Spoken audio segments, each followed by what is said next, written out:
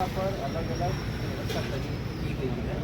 Guardrail को use तो करना ही पड़ेगा, लेकिन यहाँ पर जो है आइंदा ऐसा कोई एक्सीडेंट जाने वाली की गाड़ी भी तो टेम्पोररी है, but it has been running for several years. तो इसको बिकॉज जीएसटी वाले कहते हैं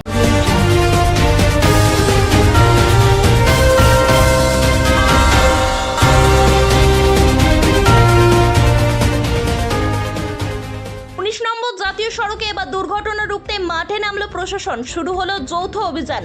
আসানসোল দুর্গাপুর পুলিশ কমিশনারেট, জাতীয় সড়ক কর্তৃপক্ষ ও পরিবহন দপ্তর একসাথে শুরু করেছে বিশেষ উদ্যোগ।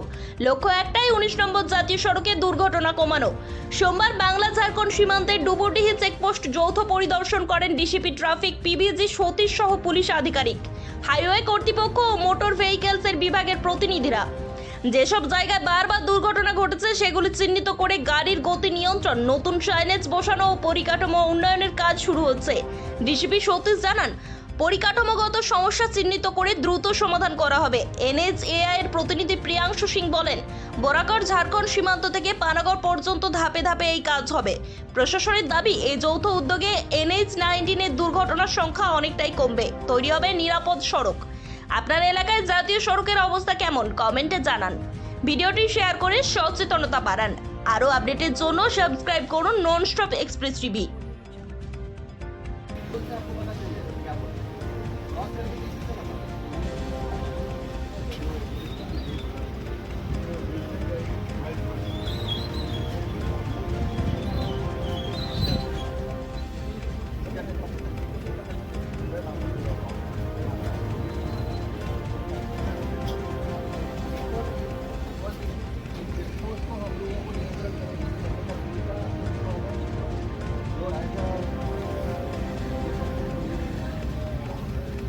পরিদর্শন কারণটা কি? আমরা আজকে ন্যাশনাল হাইওয়ের উপরে একটা জয়েন্ট ভিজিট করছি। ন্যাশনাল হাইওয়ে অথরিটি, আমাদের ট্রাফিক পুলিশ, থানারও থাকছে, আর MBI সাহেব আছেন ট্রান্সপোর্ট ডিপার্টমেন্ট পক্ষ থেকে। তো আমরা স্টাডি করছি যে জায়গাগুলো যেখানে অ্যাক্সিডেন্ট বেশি হয় বা কিছু ইনফ্রাস্ট্রাকচার ইস্যু থাকে, তো ওইগুলো আমরা NHAর সাথে জয়েন্ট ভিজিট করে ওগুলোকে রিজলভ করার জন্য আজকে আমরা ভিজিট করছি।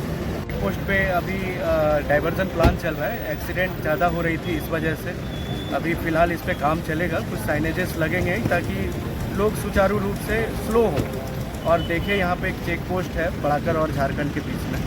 आगे भी हम लोग काम करेंगे, उस तरह से करते हुए जा रहे हैं। कहाँ तक होगा ये वेस्ट बंगाल में शायद पानागढ़ तक हो सकता है।